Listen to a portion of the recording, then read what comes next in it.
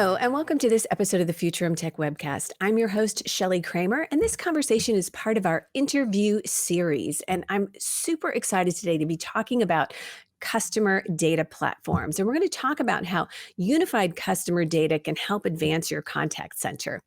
So I'm joined today by James Riseman, who's the Director of Product Marketing for Treasure Data. And I think this conversation is an incredibly timely one.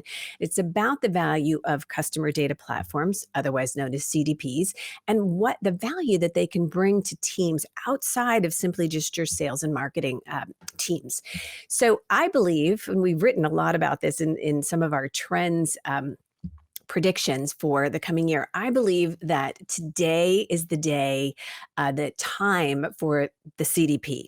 And we're seeing more and more businesses adopt CDPs and really evaluate, whether the current CDP that they're using is meeting their needs. So what we do know is that CDPs have become an integral part of marketing tech stacks and connecting customer data from multiple touch points, social media, websites, in-store, other channels. But the problem is that that data is often collected and it's managed within CDPs. And in many cases, it's siloed from the rest of the organization. And that can create a disjointed customer experience, especially as it relates to customer service centers, which are kind of the lifeblood of your organization, right? Keeping customers happy. So customers today expect more. We want what we want when we want it, and they expect organizations to provide excellent customer experiences, whether they're in store, online, wherever they are. And this does require I think it requires organizations to really step back and look at the data they're collecting, how they're managing that data, how accessible, whether it's accessible to others within the organization, and really just kind of re-examine the foundation of their customer experience processes. So that's why talking today about what organizations are doing with their contact centers and what they're thinking about with regard to overall customer experience is so timely. And that's really what we're going to dive into here. So, James, before we get started on some of the specifics in this conversation, I'd love to hear more about you and your backstory. So let's hear it. Sure, Shelly. Great talking to you. So a little about me. So I started my career, or starting college, as kind of this chess and math nerd. So that I was really kind of a data guy. Right. And after that, my first role out of school was I was consulting governments, both internationally as well as in the U.S. And what I found, which really frustrated me, was that a lot of the work around this consulting was putting together data so that governments could kind of understand their programs. And I just saw a ton of inefficiencies, and it was just really frustrating seeing how these programs were mismanaged because they just didn't really understand what was going on. Right. And so I transitioned from the consulting role more and more into the business world. And what I found is that businesses, the private sector, had a lot of the same issues where they had data and they didn't really know that, they didn't know all their data, that they didn't know what to do with it. And it was leading to a lot of inefficiencies within companies as well. So that really led me more and more into the CDP space with treasure data. And so that's why I'm here, and that's why I'm really enjoying it, is to really help companies understand much more about their customers and to help them work as efficiently as possible to create great experiences for them. Yeah, that's awesome. Well, I wasn't a math and chess nerd. I was a communication nerd. So I went through college having to stand up in front of groups full of people in my Mhm. classes and actually act like I knew what I was talking about. So that has served me well for my career. And I became a math nerd within about the last 20 years. So, data is truly the heartbeat of any organization. And I think that, even more important today, right? Mhm, So, mhm. so talk with us a little bit about Treasure Data and what this organization is all about and kind of give us the backstory there. Yeah, so treasure data, I mean, you know CDPs well, but I'll explain it to the audience. So customer data platform, what it does is it really has a number of functions. So you have disparate data, you have data silos all over a company. What CDPs do and customer data platforms do is they ingest that data from all these different parts of the company, all the customer data out there, and Right. then they unify it so that you can understand the data across a particular customer's profile and really get a very comprehensive understanding of that customer. And then there's the next step of activating it. So once you have all that data in the unified view of your customer, you can then analyze. You can get an understanding of the type of customer they are, what segment or segments they can fit into, and then you can activate it and send to marketing channels, or even send that information to an agent so that you can create the best possible experience for them and interact with them as well as possible. Makes perfect sense to me. Yeah. So, speaking of customer experience, you know, we have, I think, well, we've done a lot of research in the area of customer experience, and it's not new that customer experience is really the foundation upon which all of your business processes and operations should be built. Okay, that's not news. But what is news is that over the course of the last couple of years, we had a wrench thrown in our collective plans by way of a global pandemic. And so I think that we've seen dramatic shifts in customer experience in the last few years, exacerbated by a pandemic. What are your customers seeing on that front? Yeah, Shelly, we're seeing this real sea change towards digital transformation. So Yeah, while companies might have been talking about digital transformation before, now they're right in the midst of it. I mean, they see the necessity. right, I'm sure you guys are seeing this at Futurum as well, but it's just all the touch points. Whereas before, you might have had a number of customers coming to the store, um, interacting with staff at the store that way, and getting most of their information, most of their experience that way. Now most companies are seeing that a majority of their customers are going digital, right, where it's not just Amazon, but it's almost every company now. So they're interacting, they're going to the website to learn more about a purchase or a product. They're interacting more with the customer service agent online that way, with chat and so forth, right. rather than going into the store to ask questions. So yeah, everyone's going through this digital transformation, and it's a learning experience for all of us, for a lot of Yeah. companies. Yeah.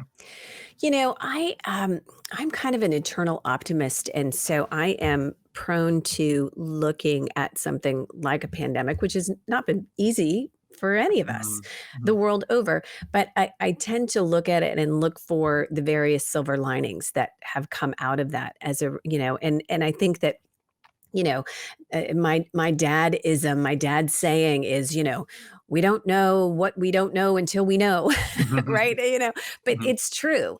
And it's kind of like, we have certain behaviors and certain things we're accustomed to doing. And what a pandemic did is it caused all of us as consumers to shift, mhm, and we had to change the way that we did things. We didn't go to pay a bill in person. We did it online. We did our grocery shopping online.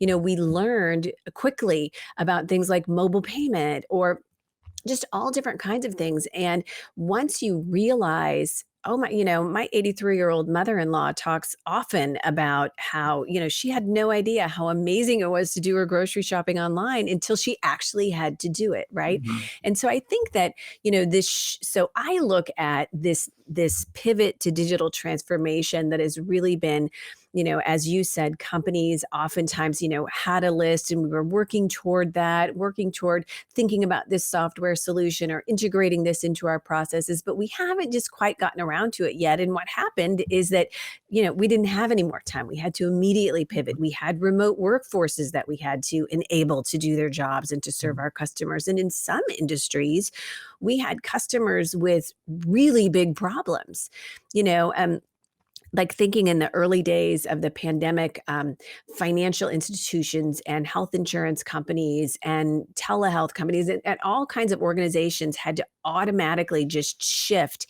And a lot of those organizations, in the financial services space, for sure, had for the first time contact center employees working from home. Right. mhm, And so that was a big deal and it was a big shift. And a balancing act, I think. So to me it's been very interesting times, and in some ways, of course it's been challenging for businesses, but I think it's also been really cool because what we're seeing is that, it's like the little engine who could, right? mhm, I can do this. I think I can, right? I'm mhm, doing it. mhm, um obviously I've, come from raising little kids and I'm thinking about children's storybooks today. But anyway, I do think that's interesting. Some of what we've seen in our research, we've seen an acceleration of digital engagement and a need and a desire on the part of customers for personalization and a need for brands to really understand the importance of trust. Some of what our research showed in the last couple of years is that in a recent research study that we did, 83% of brands are rethinking what it means to deliver superior customer experiences moving forward in a post-pandemic world, which we're not really in right Mhm. right yet, right? Uh-huh. And 73% of the brands that we surveyed agreed that the future of customer experience lies in real-time data collection and analysis and the ability to use those real-time insights and feed them to our contact center and our customer service agents and let them have all of the information they need right at their fingertips. And I think that that's really not surprising results, right? And lastly, we had about 66% of respondents to our digital transformation index, which is a survey that we do every year. And those respondents reported that big data would be the second highest priority for their technology spend over the next 12 to 18 months, second only to cloud-based solutions, Mhm. which again is not surprising, right? So as we talked about in the first part of our conversation, CDPs are truly becoming a vital part of our MarTech stack. So why are they so popular and what do they solve for your customers? Yeah, great question, Shelly. Yeah. First of all, I just want to relate to one of your experiences. Yeah, I can't get my mom to do online shopping yet. So anyway, but going back to your question, um, yeah, so CDPs, as companies move more and more towards data, towards digital, um, there's there's all these data silos, and there's a number of challenges with that. You've touched on quite a few of them. So the first challenge they face is being able to unify all that data and unify it so they get the data, so they get a comprehensive view of each customer. So that's a major challenge that CDPs, smart CDPs can handle. A second challenge, which you touched on, is trust. So now there's all these regulations out there, like GDPR in Europe, CCPA in California, Right, VITA in Canada. I mean, they're all over the place now. And with that, trust is paramount. Um, companies need to companies need to let customers know, their consumers know, that they're a trusted brand, that they aren't going to misuse the data, that they're not going to be calling them all the time if they don't want to get phone calls and so forth. right, And Treasure Data can manage that trust for them. So not only do we unify the data, but we unify the consent and so forth, so that as a marketer's running these programs, someone else when the company's running the programs, then they can see that these particular customers don't want to get that phone call, don't want to get that email, and it's all, or they have the right to be forgotten. So it's all integrated within kind of this holistic framework. So we're solving that problem as well. right, And then there's other problems that we solve for companies, like with AB and Bev, for instance, so the company behind Anheuser-Busch. right, What we're doing with them is we're enabling them to run much more efficient marketing campaigns. So as they have this data on their customers, they can say, okay, this customer already reached out to them with this campaign, or this customer is particularly interested in this, in Budweiser or something, that particular brand. right. So they can target them with the right messaging. It's much more efficient. It's much better experience for the customer. So that's how we're helping companies like AB and Bet, for instance. So kind of there's a number of steps as you integrate the data. It's not kind of just one and done. There's a number of steps that we help along the entire path as these companies work with their consumers. Yeah, absolutely. And I think that when it comes to those experiences and I always go back to when I'm looking at technology solutions, Mhm. technology platforms, I just always put myself in in the consumer shoes. And I'm the consumer. My husband calls me a consumer. Mhm. I'm a professional consumer. Uh, but, when you have an experience Mhm. that is so seamless and so efficient. And it's like you just walk away from it going, oh my gosh, I wish every experience was like that. I Mhm. know it's possible. Mhm. And I think that we start comparing those examples from the great experiences to the less than great experiences and just think, you know I know there's a better way. And why am I going to put up with this when I could have this, And I think that consumers, what we value are, we want trust, right? We've already touched on that. But we really value our time. It's our most important and most limited asset. And so, when we're trying to get something taken care of, trying to get a question answered, trying to get information, trying to complete a process, trying to buy something, you know, Mhm. don't get in our way. Remove all the challenges and all the barriers and let us walk away from that experience going, oh my gosh, that was so amazing. And I think another part of that equation, and I think we'll talk a little bit more about this later, but is as a business leader, when you think about your talent recruitment and your talent retention efforts, you also want to think about what is it like to work on the front lines in our contact center? Are we empowering our agents, our employees to do what they need to do quickly and efficiently? And I think that's as an important part of the equation as what it is we're doing for the customer. Um, so, what I want to talk about a little bit is I know you have some thoughts on trends and what we're seeing out there. I mentioned at the top of the show that I do believe it is 100% the time of the CDP.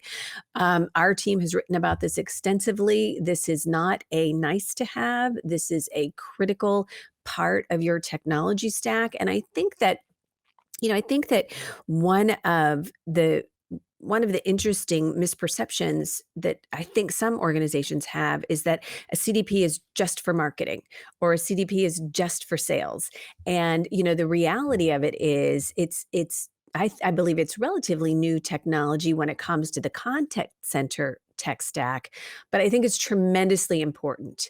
And I was prepping for this show and I looked at some data from Salesforce and it said, the average customer uses 9 channels to browse, seek help, make purchases. And 79% of service professionals say that it's so difficult to provide excellent service without it. It's not difficult, it's impossible to provide the kind of level of service that our customers want without access to data from all those touch points. And that's really where the right CDP has the potential to serve as a data management tool for all customer access throughout the whole organization. And I think that's the direction that we're moving. That's what the customer expectations are Mhm. of their experience with us. And I think that, so what I'm interested in is, what are you seeing in terms of trends in the market? Are your customers coming to you and saying, yeah, we were kind of thinking about this CDP solution as being here, but we're really seeing that, we might need it more here. Are you seeing that as well? Your customers getting that? Yeah, yeah. So first of all, taking a quick step back, as these customers are going with their or the companies are going through their digital transformations, I mean, the contact center is absolutely key, right? Oh, So I don't know if absolutely. I don't know if you've had this experience, but my wife was trying to arrange a trip recently, and she was calling in, and this was, I mean, the airlines, I guess, had just been flooded as things have been Right. changing with COVID, or there's been restrictions on flights, or been open, or it's all over the place. So she was trying to make a flight while everything was starting to open up, and there was literally an 8-hour backup.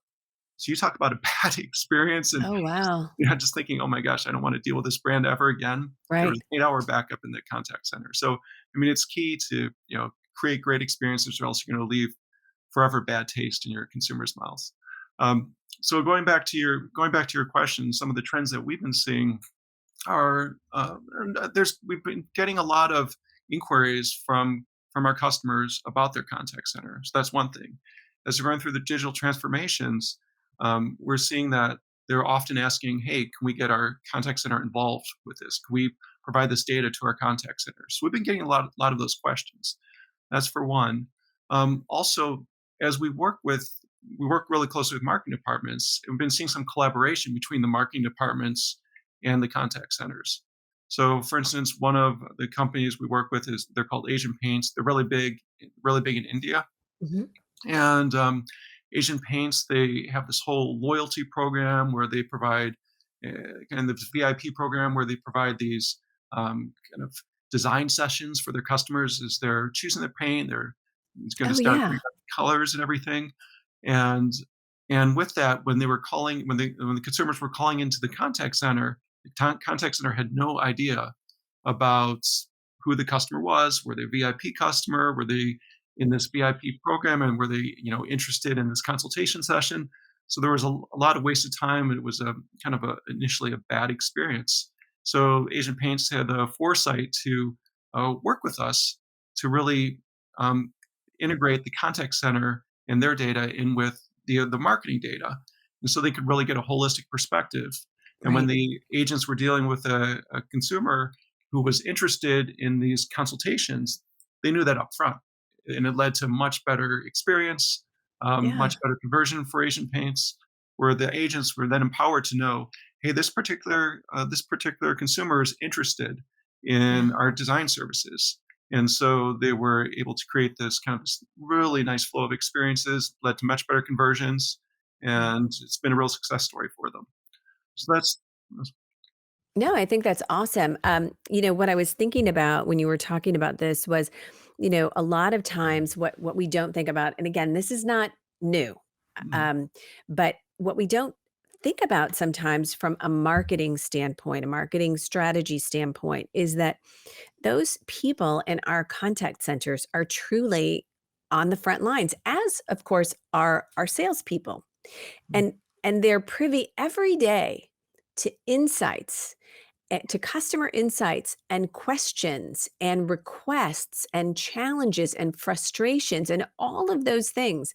That's information that they are privy to, that if it doesn't get back to marketing, we can't fix problems we don't know we have, right? mhm, And mhm. so to me, that's the both the importance of and the beauty of having a CDP that connects all parts of an organization, because then you have, information is so critical, and it just makes perfect sense that of course those insights from market or from sales or from contact centers should fuel our marketing messaging, our marketing campaigns, our Mhm. evaluation of the efficacy of our marketing campaigns. All of those things I think are an important part of the equation. And again, the in my mind, that's the reason that the time for the CDP, really for organizations to understand that it's a critical part of technology, a technology stack across the organization, not just marketing, not just sales, not just contact center, but Mhm. really, and I think that that's important as you evaluate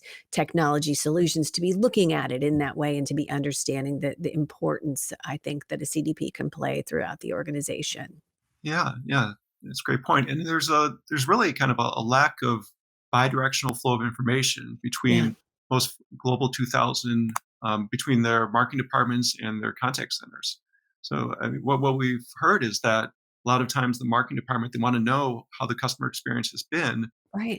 but they get that by conducting like a focus group of their agents. So rather than just having kind of being able to have access to the contact center data and being able to see it for themselves, you have to, it's a much coarser, much slower approach that they use. Yeah. So yeah, again, this bidirectional flow of information between them leads to much better results for both marketing and for service. Thinking about an experience, as I said, I'm a professional consumer. I'm thinking about I'm the customer who, when I have an experience, and say, for instance, I need to return something, and I'm the customer that makes time to say, you know what, chat agent or however it is Facebook Mhm, Messenger, however it is, and if I'm unhappy with the return process, and my point is that sometimes when I complain, I complain about brands who make the act of returning something particularly onerous.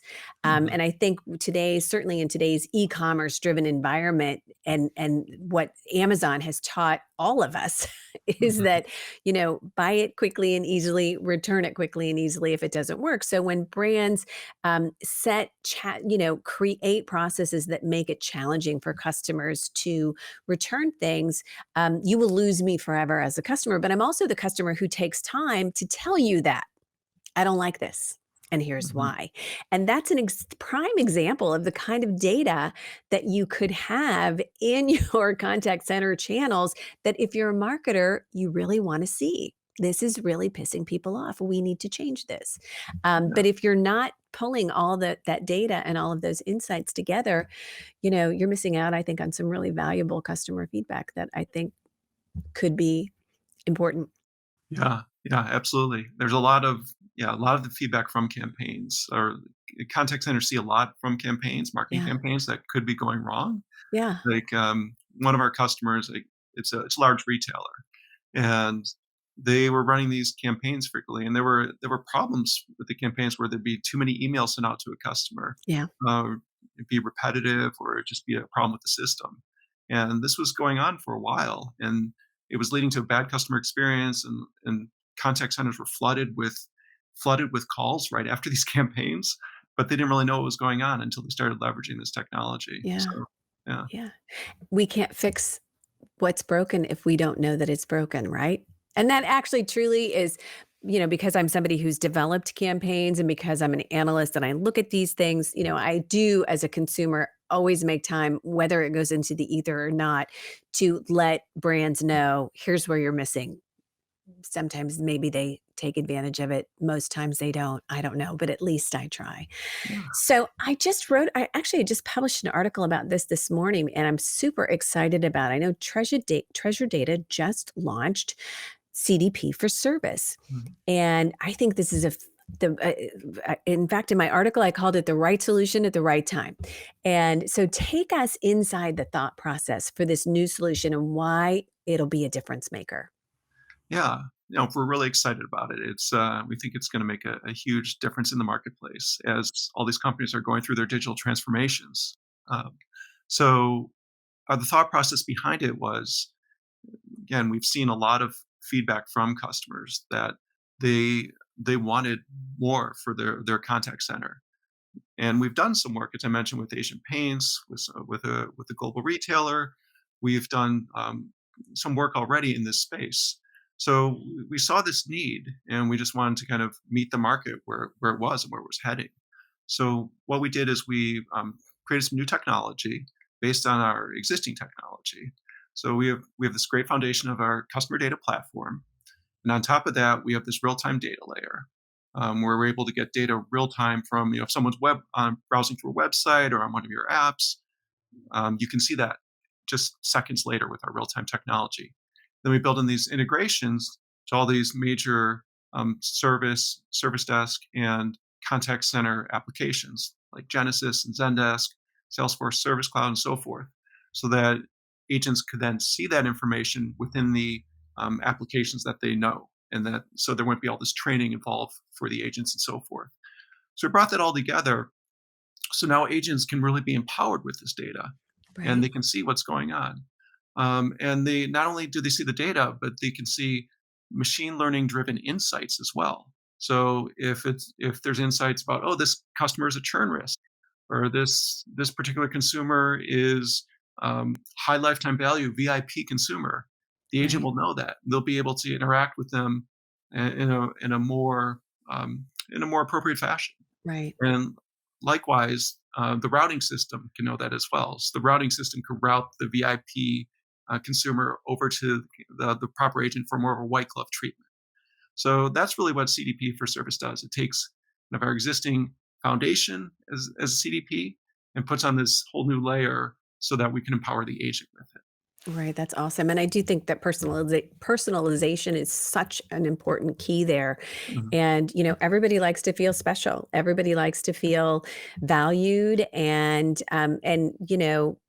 there are, when it comes to the things that the consumer choices, Mhm. um, your brand is easily replaced, most likely, with another brand, right? Another solution from another product, whatever. And so it's just leveling up that experience and making me feel like, you know what? I know you're a VIP customer and we really appreciate you. And here's how we're here to serve you. And you don't even have to say those words necessarily, but the way that you treat me, and of course that we treat all customers with respect and we treat them all Mhm. fantastically, right? But it Mhm. is important, I think, and very helpful from a sales standpoint to know. Um, you know exactly who it is you're dealing with. And that's one of the things about this new platform that I think is super exciting. I mean, it just takes what you're already doing to the next level. And I think Mhm. that's very cool. Yeah, yeah. So, you know, on this front, we're talking about, transforming contact centers from cost hubs to revenue generating experience centers, kind of like what we just talked about, right? I Mhm. mean, Mhm. you're talking with me, your agent's talking with me, I'm a high lifetime value customer, you have the ability, you know exactly what I've bought over the years, you know what I like. I think this is a very exciting turn of events and opportunity for businesses to really shift. What kind of impact do you see CDPs playing in that role in terms of a revenue generating experience center? Yeah, we're seeing some companies that are starting to move towards looking to make their contact center agents more revenue generating. Mhm. And, why not? I mean, if you can Right, leverage these agents and make revenue off them, it wouldn't hurt at all. right, So, as I mentioned, I mentioned the Asian paints example. That's one. We've seen a lot of it where there's collaborations between the marketing or sales department and the contact center where this has been happening.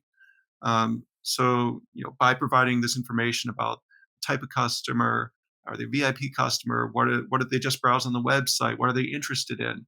Um, Seeing those machine learning driven insights that we can provide about the products that they're most interested in buying and giving those insights to the agent. That's right, all the ways we can help with you know converting a customer into a sale and generating that revenue.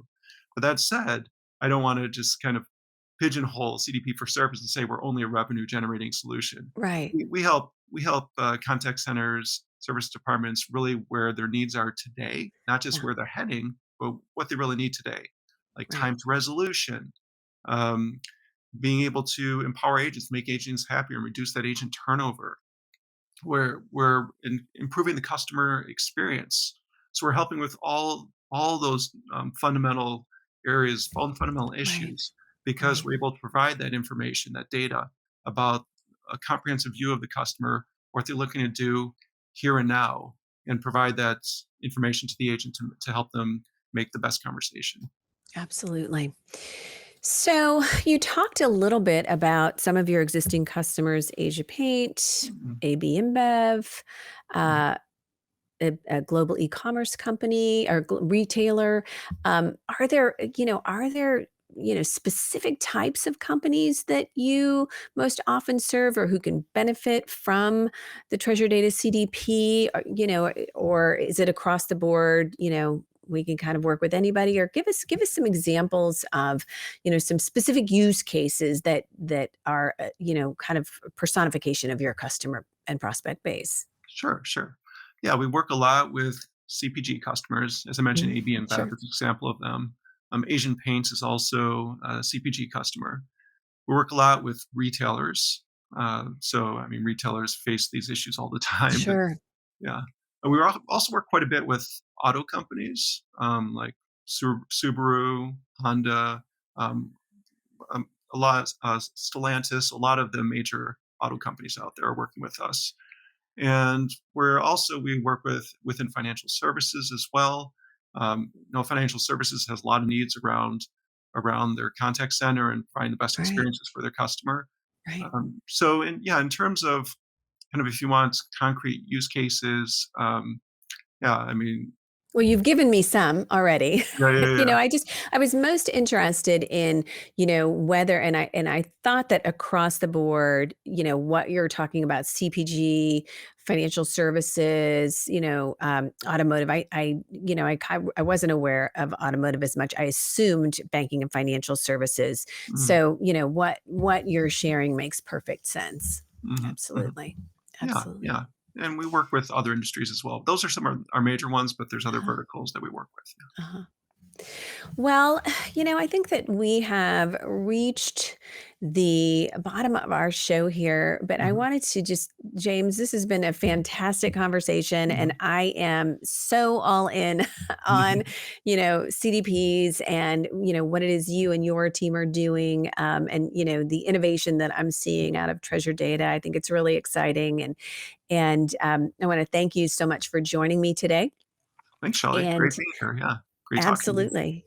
And for our LinkedIn audience, or for anyone viewing this on YouTube, or listening on our podcast channel, I want let you know that I will link James' LinkedIn profile as part of our show notes in case you want to connect with him. And I encourage you to do that, as well as mine. If we're not yet connected, I invite you to connect with me on LinkedIn. And if you haven't yet subscribed to our webcast on YouTube, or if you're listening on a podcast channel, do hit that subscribe button. And with that, we're going to wrap our show. James Riseman, thank you so much for joining me today. And I look forward to talking with you again soon. Thanks, Shelly. Take care.